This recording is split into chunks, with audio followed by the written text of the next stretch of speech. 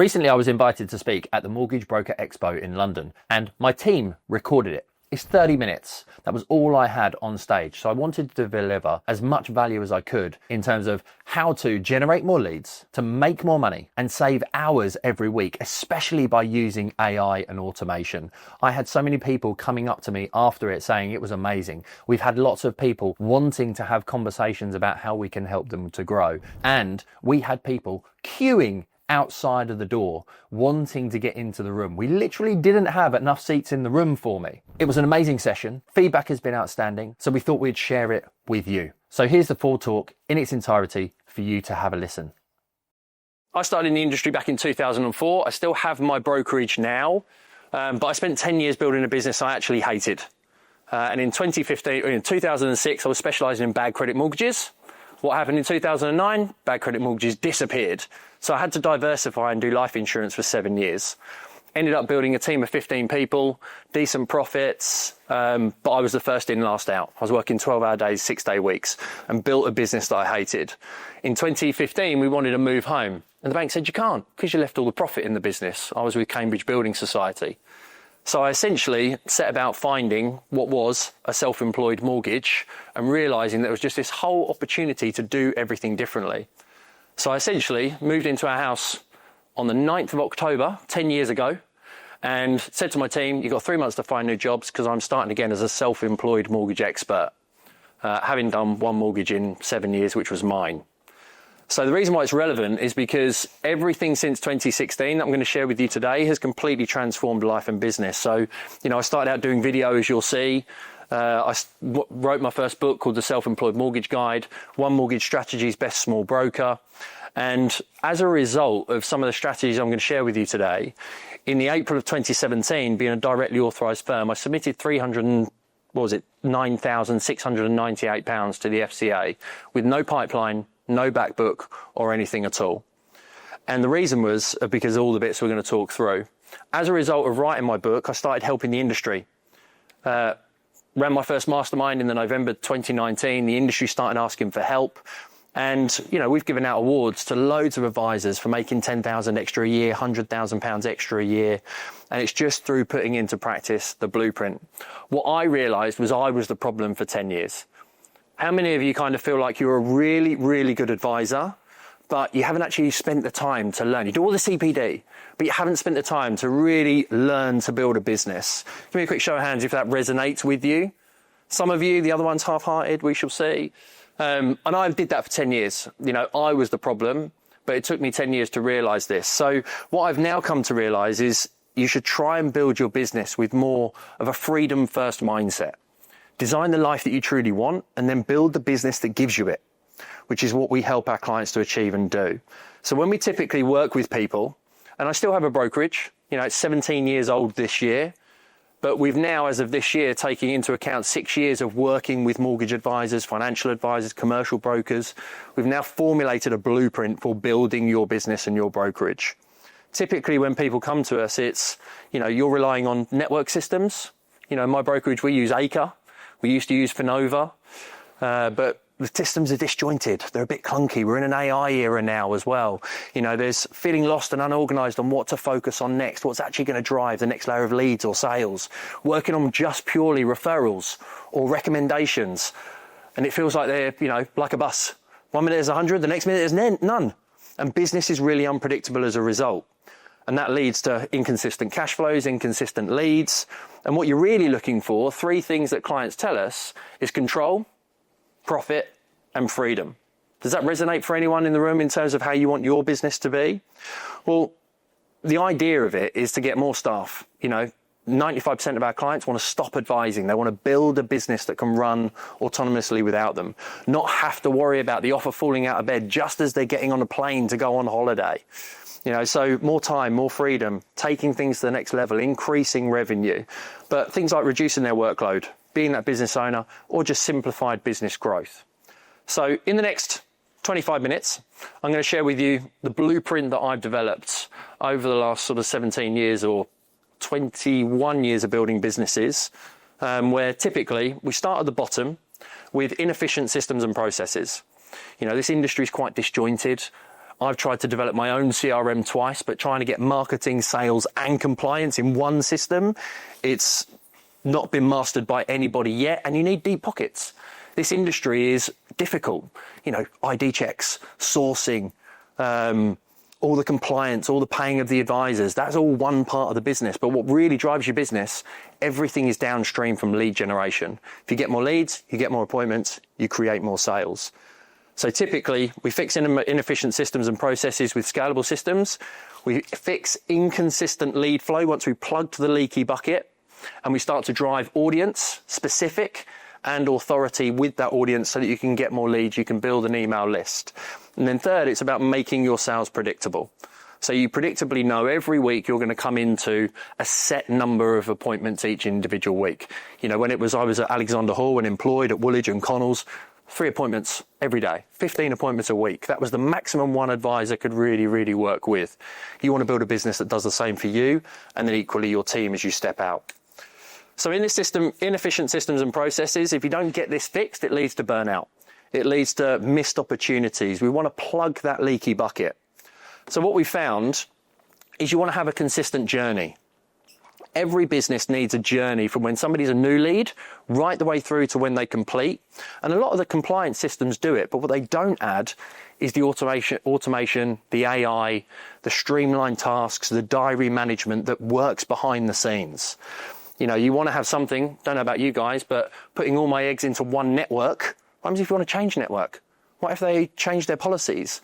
You know, you want to have something that is movable with your business that you control, that's an asset to your business, not everything in the network's pocket.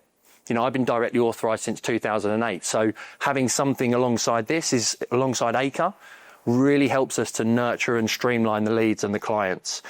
Behind that as well, you know, you have a visual journey of where they're actually going. You can see the steps that people are going through. You can see the value of those opportunities that are in there. And then you build this type of stuff, which is a workflow. You know, every step in our customer journey, as you'll see on the far left where it says stage name, has a workflow behind it to remove repetitive tasks, to streamline communications, to nurture relationships. You know, no longer are we phoning people when the AIP's been done saying, you know, how are you getting on with your property search? AI is built into the automation that each couple of weeks it just customizes it and revamps it and tweaks it based on how they reply to the WhatsApp, how they reply to the SMS. And this just all maintains a professional relationship that feels personalized without it feeling like AI and so robotic. You know, you can equally build in loads of things. We've got, as an example, AI communication via the website. You've also got things like being able to have AI call answering. I used to pay £200 a month for an outsourced telephone team to answer the phones. No longer does that happen because we're all used to these pieces of tech now that just make your life that little bit easier. And all of the conversations are contained in one simple place. So no longer are you trying to run a business with 10 different pieces of technology. You have 2. That's all my brokerage has had for over 2 years now. One that manages marketing and sales, and the other that manages compliance and deals with all the payments of advisors and commissions and everything else. And those scalable systems are what give you capacity, make it easy to recruit team, because if you've got good tech, you can delegate without fear. You know, you don't have to worry about your client service being maintained when you've got something that is holding everybody in one place. Does that make sense? Yeah? So scalable systems are key. It's about your team, it's about adding contacts, it's about that being the forefront before we leverage compliance. If you take just one simple example, Ben I've worked with for 12 months. I've got a podcast interview coming out with him in a couple of weeks. But when we were working with him, he was purely relying on new homes.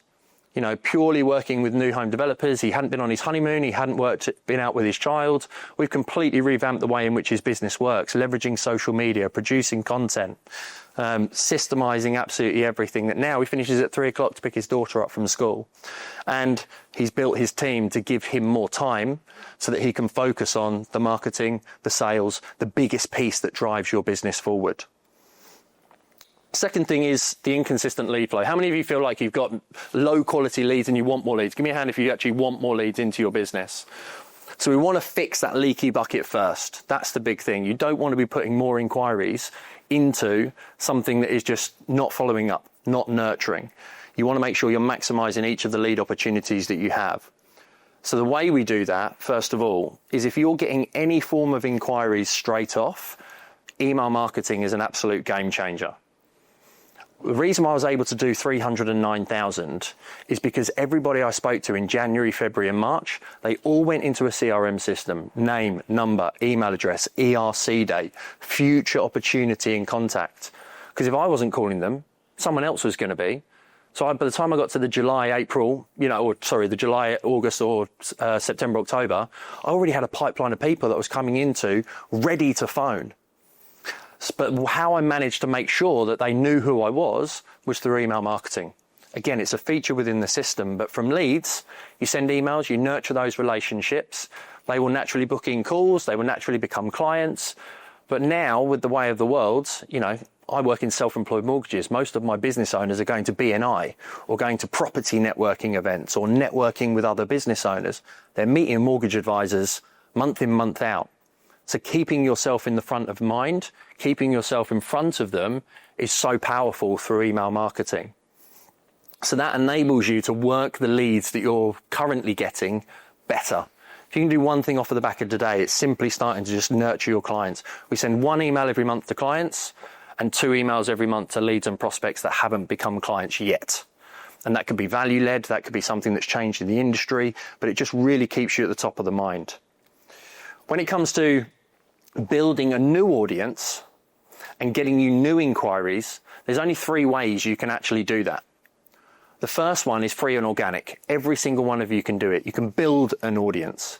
You want to know who you're speaking to, whether it's a niche like self-employed, whether it's like one of our clients he's a pilot, so he has a niche in air crew, or you could do a product. You might choose bridging, you might choose residential, you might choose development finance, you might choose property investors with a portfolio. We even got a lady who went through a divorce herself, and she now helps other ladies to basically get the financial advice or mortgage advice that they need when they're going through divorce. Her story resonates powerfully with them. She has authority having been through that situation, and people just want to work with her all the time. That's building the customer audience. But guess what? The lady who's working with divorce, she works with loads of divorce lawyers because she borrows their audience. By producing that content around that topic, she attracts partners, introducers, businesses that want to give them their clients. So she borrows other people's audiences. My advice to everybody would be to focus on these 2. Build it and borrow it first. Content marketing, social media, SEO, all of these things will build authority and build you a business. And as you start to make those working, if you really want to scale, then you can start to buy an audience. For 10 years, from 2006 until 2015, I bought life insurance leads. And I was spending £20,000 a month on low quality life insurance leads. 50% of them never even answered the phone. They then got competitive because more mortgage advisors came out of that space, and it became a commission sacrificing entity, which is why I ended up hating the business. So if you want to buy leads, I'd recommend you have the system set first. Because if someone's shopping online in Google, you're going to find that as soon as that inquiry is submitted, you want to have a calendar booking straight away in front of them. You want to have an SMS or a WhatsApp that goes out straight away to pull them out of that market. So systems are fundamentally key, and you don't want to be the bottleneck in that either. If you're going to buy a market, then you want to be making sure you've got some advisors around you as well to be the first one that's in there. The reason why is because of this scenario. Across multiple different industries, not just financial services, out of every 100 leads that you realistically get, 50% of them will never choose to buy from you. 50% of this room probably don't even like me right now. The message isn't necessarily resonating. You can't control that. All of us could do the same video online, but we'll all talk differently. We use different languages. We all look different. So we all appeal to different people. That's fine. That's okay. What that then leaves us with is another 50%. And out of that 50%, you'll find that 85% of you will buy in the next 90 days to 2 years. This is where the true power is. When I started again in 2016, doing social media, doing the video in the June, doing 30 lives on Facebook for 30 days, starting to leverage Instagram and LinkedIn and these other channels, all that happened was I fell on this topic because I was actually focusing on the future buyers at the top of the funnel. and they were naturally just nurturing a relationship with me, unbeknown to me, because I was just building like you would at a networking event. You wouldn't go to a networking event and expect to get a lead on the first time you go. It might be the 10th, might be the 15th, might be 2 years. You're nurturing relationships. If you do networking really, really well, you will do social media and online really, really well, because it's exactly the same process. Just at a networking event, you might see 30 people. Online, your video might get 100 views. So it's just working out the right structure and strategy for you. And naturally, those future buyers will become now buyers. The reason why buying leads is so expensive is because everybody wants the now buyers. You know, we're all impatient. We all need the money now. But as soon as you start capturing those future buyers, you can then begin to nurture those relationships, and you will become the logical choice. You will build that authority, and they will naturally use you. So a quick hack for you all, if you want to write it down or take a note of, in your content or in your marketing as much as possible, talk specifically about client problems. The more problems you talk to, that is the future buyer. If you talk about problems, naturally they will begin to find you resonating with solutions. If you're the one who's able to provide the solution, they will want to use you quicker than anybody else. And there's a way in which you can position that solution that I'll share with you next. So audience and authority is all about building brand. It's about attracting the right people, and it's about becoming known and equally in demand. I would much prefer attraction-based marketing where my business pulls people in rather than, buying leads or trying to do push marketing where you're trying to convert really, really harshly. Again, one quick example, Simona, she worked with a Lithuanian audience, had no brand at all in the UK in terms of who she was working with. She is Lithuanian. She now actually lives in Spain. But within 3 months of working with us, we started working on a social media plan, converting her content from Lithuanian, doing it again in English. She's built a whole new different market in that space and has really grown her business now in the space of 8 or 9 months to £47,000 a month written business, and is now at a team of 5 or 6 just by following these simple things. She had a business. She nurtured those leads better. She converted them better. She email marketed, and that naturally started to grow the business from there. Final piece, the unpredictable sales part. This is really about improving your conversions, but also looking at ways in which you can build that list to turn your audience into appointments. From a client perspective, the 3 biggest things that I see, having built an insurance brokerage over the course of 7 years, is just not necessarily converting consistently or maximizing the opportunities of every client. You really want to be following up at least 5 times, if not more, with people. Again, if they've made an inquiry with you, some of the people I work with will be like, yeah, but if they want to use me, they'll come back to me. No, life's busy. Things get in the way. I've got 4 kids under 13, so it's like I can get distracted in an instant from one of them doing something that they probably shouldn't. So it's like being on that call, chasing up, following up. If they're not doing business with you, they're going to do it with somebody else. So on your first conversation with every client, if you really want to maximize premiums, and our clients average over £150 premium with every protection sale, it's by selling the process on the first conversation, not the product. If they come to you for a mortgage, all you simply have to do is just say to them, look, all I want to do is this is the journey we're going to go on. We're going to have a conversation with regard to protection, but first we're going to get you documents. We're going to assess, make sure you can do it. We'll talk about the ways you're going to be left with the home and not with the debt. Is that all right? Most of my clients will take the solicitor through us. We'll do the home insurance for them, and you'll be a client of mine for life, and we'll make sure that you're on the best interest rate. Are you happy with that? If you sell the process, then you can do whatever you want after that. Most of my clients do 3 calls. First call for discovery, second call for protection, third call for presentation. And that's really what does it. And on that presentation call, every call, the next call's booked in. Hold you accountable to get work done in a certain period of time, but also means you're not chasing them saying, trying to say, I'll call you at 3 o'clock on Friday, and then it's not in their calendar. They've had no reminders. When the system's in place, they get a reminder 24 hours before. They get a text message an hour before, or a WhatsApp an hour before, whatever you choose to use. That makes sure that you're not wasting your time, but also they're not wasting theirs. They show up for those appointments, and it really maximizes things. And also the third thing I see is anchoring to low cost.